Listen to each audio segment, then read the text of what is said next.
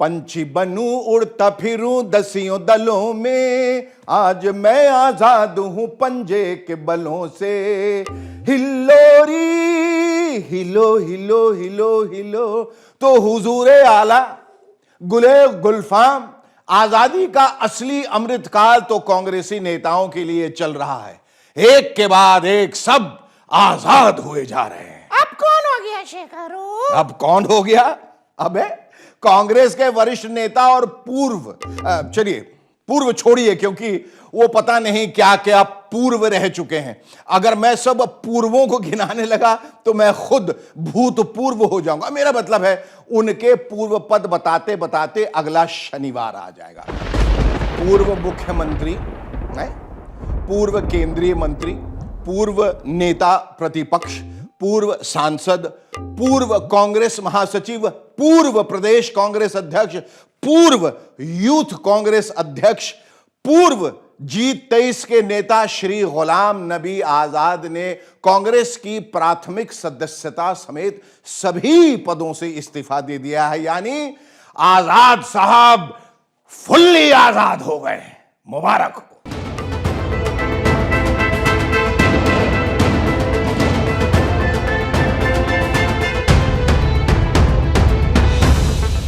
तो आजाद साहब की पिक्चर का क्लाइमैक्स दिखाने से पहले मैं आपको थोड़ा फ्लैशबैक में लेकर चलता हूं। क्या है कि फ्लैशबैक देखने से कहानी अच्छे से समझ में आ जाती है कि हीरो ने ऐसा क्यों किया, विलेन ने वैसा क्यों किया, है कि नहीं?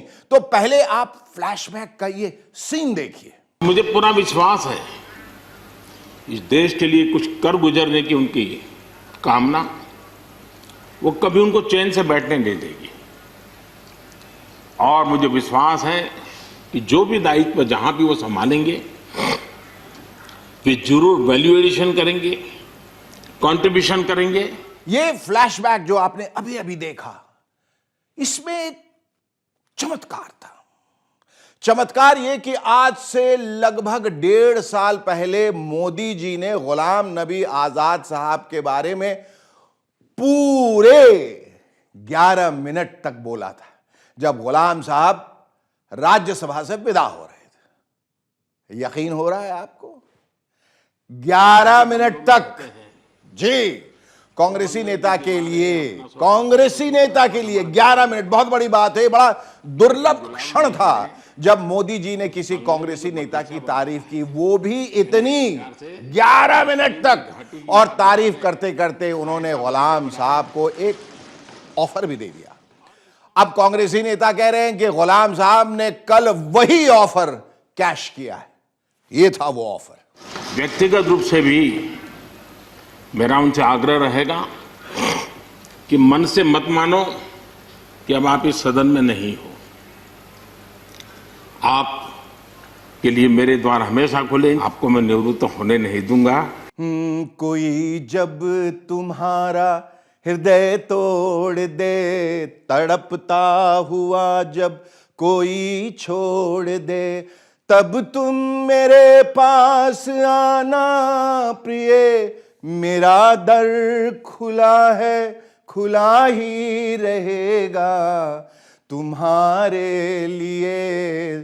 तो मोदी जी ने 1.5 साल पहले ही गुलाम साहब के लिए अपना दर खुला छोड़ दिया, और गुलाम साहब ने उस ऑफर पर अब रिप्लाई करते हुए ये लेटर लिख मारा, वो भी पूरे 5 पन्ने का। सोनिया गांधी जी को संबोधित इस 5 पेजी लेटर में गुलाम साहब ने बहुत भारी मन से लिखा कि सख्त अफसोस और भरे दिल के साथ मुझे यह कहना पड़ रहा है कि मैंने कांग्रेस के साथ अपने 50 साल के रिश्ते को खत्म करने का फैसला कर लिया है। ओहो, आप सिर्फ नाम की आला कमान हैं, सारे बड़े फैसले राहुल गांधी या उनके सिक्योरिटी गार्ड या पीए ले रहे। ओहो, सभी वरिष्ठ और अनुभवी नेता हाशिए पे धकेल दिए गए और अनुभवहीन चाटुकारों की मंडली पार्टी को चलाने लगी। ओहो, इस लेटर में गुलाम साहब ने 2013 की उस घटना का भी जिक्र किया। उसी घटना का याद है ना? कौन सी घटना शेखू? अरे पागल, भूल गए? ये वाली। अच्छा, क्या बातचीट हो रही है? सो ही सेड, वेल ऑर्डिनेंस के बारे में बातचीत हो रही है. But my opinion on the ordinance is that it's complete nonsense and that it should be torn up and thrown out. गुलाम साहब ने इस्तीफा देते हुए इस बिल फाड़ घटना का भी जिक्र किया तो यूथ कांग्रेस के राष्ट्रीय अध्यक्ष श्रीनिवास ने पूछ लिया, बिल फाड़ा 2013 में तो इस्तीफा अब काई को? बोलो अब काई को? व्यक्तिगत रूप से भी मेरा उनसे आग्रह रहेगा कि मन से मत मानो कि अब आप इस सदन में नहीं हो.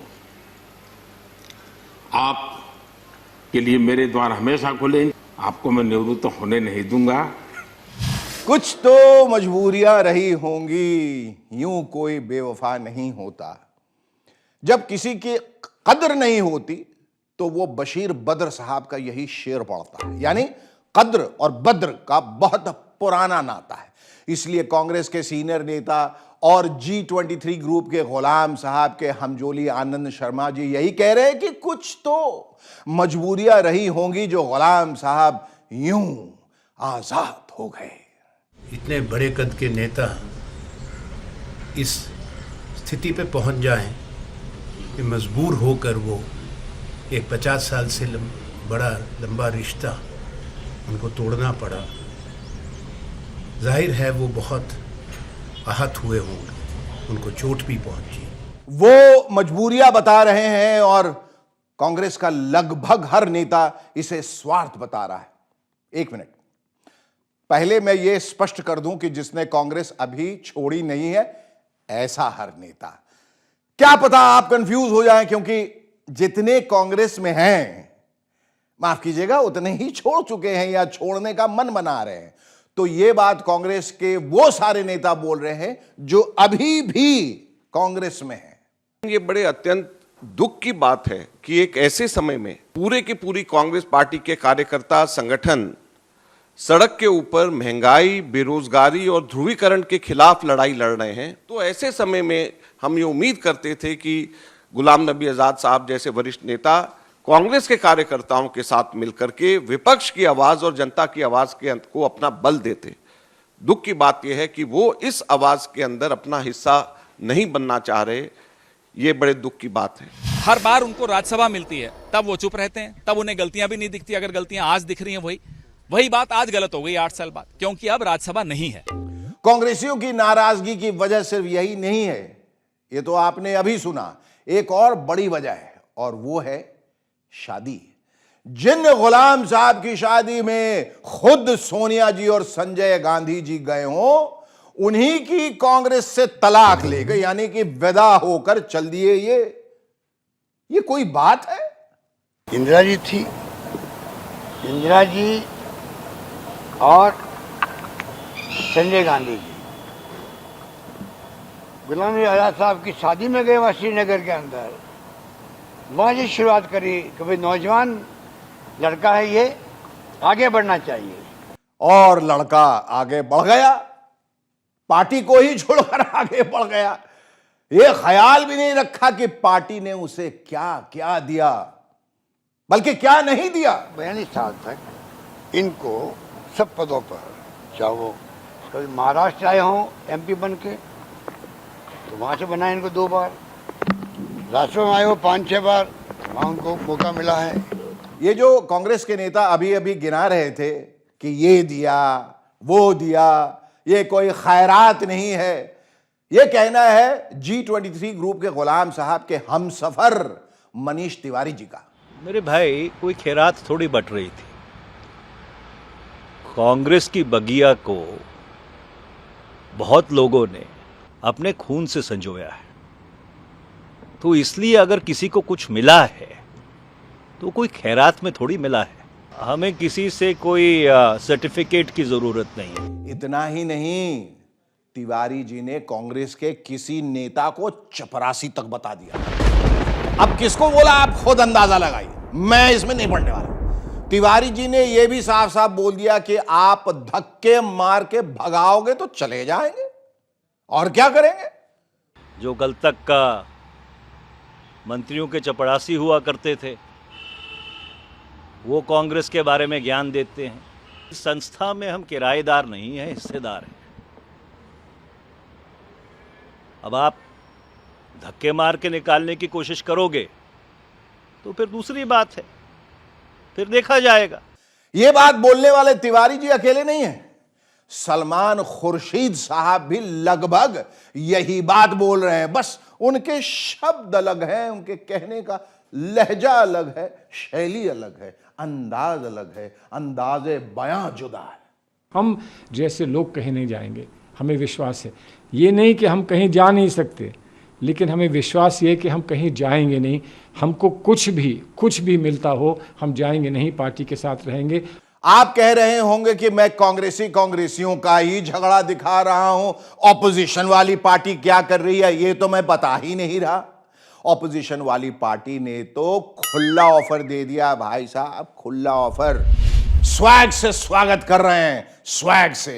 इधर गुलाम साहब ने कांग्रेस को टाटा बाय बाय कहा और उधर उनका स्वैग से स्वागत करने का खुला ऑफर भी आ गया। और ये ऑफर दिया किसने?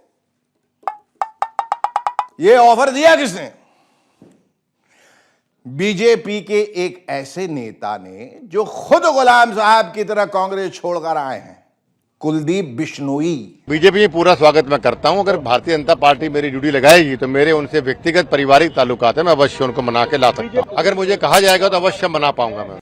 लेकिन बिश्नोई साहब, आप ऑफर दे रहे हैं तो और लोगों को भी देना पड़ेगा, क्योंकि गुलाम नबी साहब के पीछे पीछे जम्मू कश्मीर के और भी नेता आ रहे हैं। देखिए उधर, देखिए, अरे मेरी तरफ में उधर देखिए कितने आ रहे हैं। मैं खुद सलमान निजामी 15 साल से कांग्रेस का सिपाही था कि हम कांग्रेस पार्टी को अलविदा कहते हैं। जो पिछले इलेक्शन हुए थे उसमें 6 विधायक चुने गए थे कांग्रेस की तरफ से, उसमें 5 जो हैं आपके सामने खड़े हैं। एक अमीन भट्ट साहब नमाज के लिए गए हैं, उन सब ने कांग्रेस से इस्तीफा दिया है गुलाम नबी आजाद साहब की सपोर्ट। भाई जिस हिसाब से ये नेता कांग्रेस को छोड़ के जा रहे हैं, इस हिसाब से तो लग रहा है कि अगर कांग्रेस जल्दी ही केंद्र की सत्ता में नहीं आई तो निपट जाएगी। मेरा मतलब है कांग्रेस में कोई बचेगा ही नहीं, क्योंकि हालत यह है कि कैप्टन अमरिंदर सिंह जैसे बुजुर्ग भी टाटा करके जा रहे हैं और हार्दिक पटेल जैसे जवान भी। जब से 2014 से कांग्रेस सत्ता से गई है, इतने लोग कांग्रेस छोड़ के जा चुके हैं, इतने, मतलब खैर छोड़िए। आप तो फिलहाल यह तय कीजिए कि गुलाम नबी आजाद साहब गुलाम हुए हैं या आजाद हुए हैं। और अगर आप अंदाजा न लगा पाए तो कुछ दिन इंतजार कीजिए, जम्मू कश्मीर के चुनावों में अपने आप पता चल जाएगा।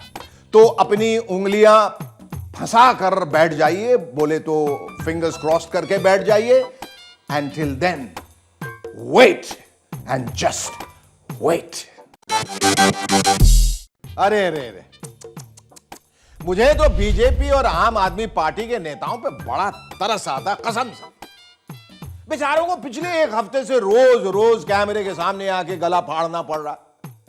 मुझे तो लगता है जैसे भारत सरकार सरकारी कर्मचारियों को महंगाई भत्ता देती है ना, ठीक वैसे ही बीजेपी और आम आदमी पार्टी के इन नेताओं को गला फाड़ भत्ता देना चाहिए। क्या बात। अरे हंसो मत भाई, ये हंसने की बात नहीं है, सीरियस बात है। सुनो, पिछले हफ्ते जन्माष्टमी के दिन से इन दोनों पार्टियों के बीच गला फाड़ दंगल चल रहा है। दोनों तरफ से एक दूसरे पर भ्रष्टाचार के आरोप लग रहे हैं, लेकिन मुझे भ्रष्टाचार वगैरह की उतनी चिंता नहीं है जितनी इन नेताओं के गले की है, जो गला काट स्पर्धा में लगे पड़े। बोले तो कट थ्रोट कंपटीशन, लिटरली लगातार 7 दिनों से रात दिन कैमरे के सामने आकर अपने गले का भरता बना रहे हैं, मसाला मार के। मेरे को क्या डर है?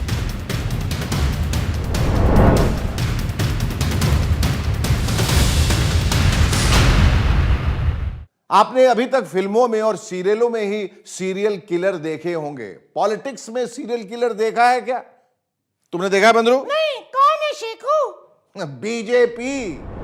ये मैं नहीं कह रहा, ना, ये मैं कह ही नहीं रहा। ये कहना है दिल्ली के मुख्यमंत्री अरविंद केजरीवाल जी का केजरीवाल जी का कहना है कि बीजेपी पॉलिटिक्स की सीरियल किलर है जो सरकारों का मर्डर करती है। शहर में एक सीरियल किलर आया हुआ है जो एक के बाद मर्डर करता जा रहा है, एक के बाद एक मर्डर करता जा रहा है। जनता सरकार चुनती है, ये सरकार गिरा देते हैं। मतलब जनता को तो रौंद रखा है। इस सीरियल किलर वाले खुलासे के बाद केजरीवाल जी ने एक और खुलासा कर दिया। उन्होंने एग्जैक्ट फिगर बता दिया कि बीजेपी ने अब तक देश में कितने विधायक खरीदे हैं और उन्हें खरीदने में बीजेपी ने कितने करोड़ रुपए खर्च किए। एकदम एग्जैक्ट फिगर, टिच। यूं समझिए कि केजरीवाल जी ने कैग की रिपोर्ट ही पेश कर दी। CAG वाला कैग नहीं, CAB वाला cab, Kejriwal audit bureau. Delhi में अभी रेट 20 करोड़ का था। महाराष्ट्र में सुनते थे 50 करोड़ है, दिल्ली वालों को पता नहीं क्यों दिल्ली में कह रहे पर मान लो 20 भी मान लो, 20 करोड़ के हिसाब से खरीदा तो 277 MLA के लिए इन्होंने 5,500 करोड़ रुपए खर्च किए। यह बात 20 करोड़ तक पहुंची कैसे, इसके लिए अब आपको थोड़ा फ्लैशबैक भी याद दिला दूं, फिर क्लाइमैक्स की तरफ लेकर चलूंगा। आपको याद होगा जिस दिन दिल्ली के उप मुख्यमंत्री मनीष सिसोदिया पर सीबीआई ने शराब घोटाले के आरोप को लेकर छापेमारी की थी, याद है ना? वैसे उस दिन वो सुबह सुबह बहुत अच्छे मूड में थे।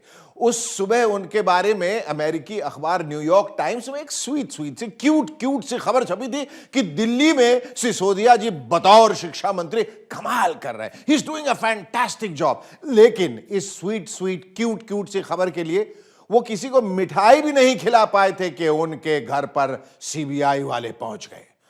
कहां तो वो रसगुल्ला बांटने की सोच रहे थे और कहां मिर्ची वड़ा खाने की नौबत आ गई, ऐसा उन्होंने खुद विधानसभा में बताया। मेरे व्हाट्सएप पे न्यूयॉर्क टाइम्स का ये अखबार की कटिंग भेजी कि जी बड़ा अच्छा लग रहा है देख के, दिल्ली का एजुकेशन मॉडल दुनिया के बड़े बड़े अखबारों में छाया हुआ है, भारत की अच्छी खबर छपती है तो हर भारतीय को गर्व होता है। मुझे भी एक भारतीय होने के नाते सुबह सुबह गर्व हुआ, लेकिन मैं इस बात पे गर्व महसूस कर ही रहा था, खुशी महसूस कर ही रहा था कि 5 मिनट बाद ही, ये वाली खबर मिलने के 5 मिनट बाद ही मेरे पास में नीचे से एक आदमी आया, बोले जी सीबीआई वाले आए आपके घर पे रेड करने के लिए। इसके बाद तो दिल्ली बीजेपी के कई नेता एक एक करके कैमरे पर आ गए और जबानी कारतूस मनीष सिसोदिया और अरविंद केजरीवाल पे दागने लगे।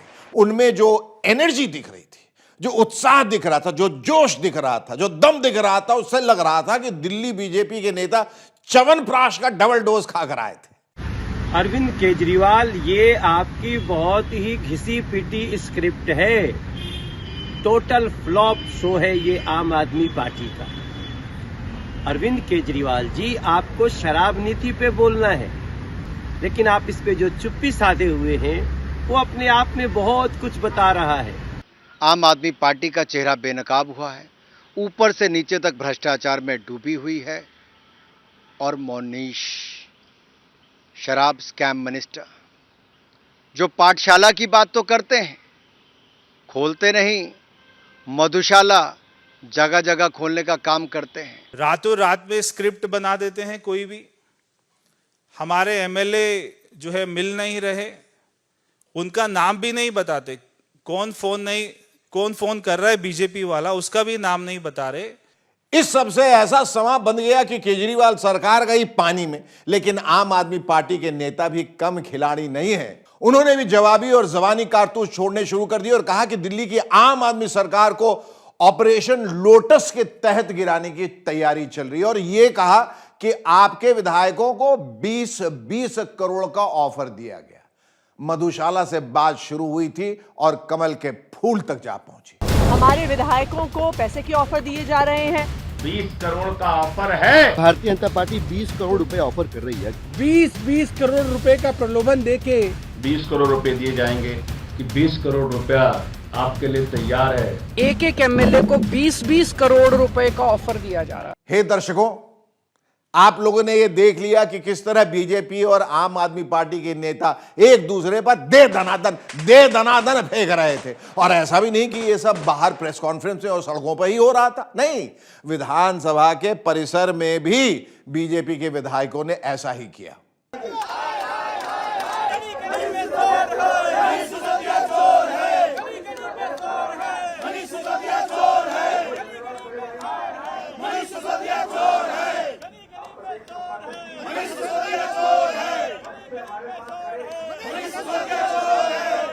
बीजेपी के इन विधायकों को शायद यह पता नहीं है कि क्लाइमेक्स वाला ट्विस्ट और टर्न देने में केजरीवाल जी का कोई जोड़ नहीं है। किस बात को वो किधर कब कैसे घुमा देंगे, इसका अनुमान राजनीति के बड़े बड़े तीसमार खां भी नहीं लगा सकते।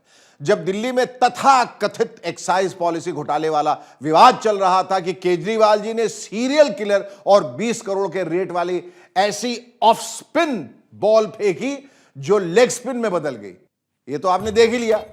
तुमने भी देख लिया ना बंदरू? हाँ हाँ देख लिया शेखू। इसलिए मुझे क्या लगता है बताऊं? बताओ। मुझे ये लगता है कि केजरीवाल जी की स्पिन कला को देखते हुए इस बार के जस्ट अ सजेशन, इस बार के 2020 क्रिकेट वर्ल्ड कप में स्पिन बॉलिंग का कोच उन्हीं को बनाते हैं। जैसे यहां वो बात को पूरब से दक्षिण घुमा देते, वहां भी बॉल नो बॉल फेंकवा कर स्टंप आउट करा देंगे। केजरीवाल जी, आपने कहां से और किससे इस तरह की कला सीखी है बताइए ना। माने इस सीरियल किलर वाली बतवा जम नहीं रही है केजरीवाल बाबू। माना कि दिल्ली बीजेपी के नेता भी छोटी छोटी बात पर बाउंसर फेंकने लगते हैं। अरे भाई, सीबीआई को मनीष सिसोदिया के खिलाफ कोई ठोस सबूत मिलता है तो वो कार्रवाई करेगी, लेकिन आप लोग अभी से इतना गला क्यों फाड़ रहे हैं? अरे केजरीवाल जी तो देखा जाए उनसे भी कई कदम आगे। हालांकि वो अपना गला नहीं फाड़ते, लेकिन वो तो हवा में तलवारबाजी करने लगते हैं भाई। तो ये था आज का पोल खोल। अगले शनिवार आप लोगों से एक बार फिर मुलाकात होगी, तब तक के लिए इजाजत दीजिए। चलिए हुजूर।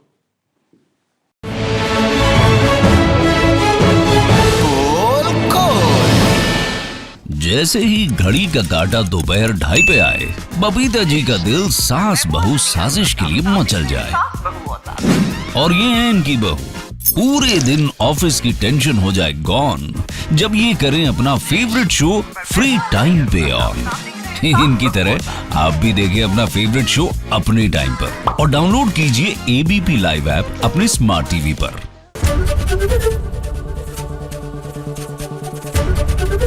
एबीपी न्यूज आपको रखे आगे।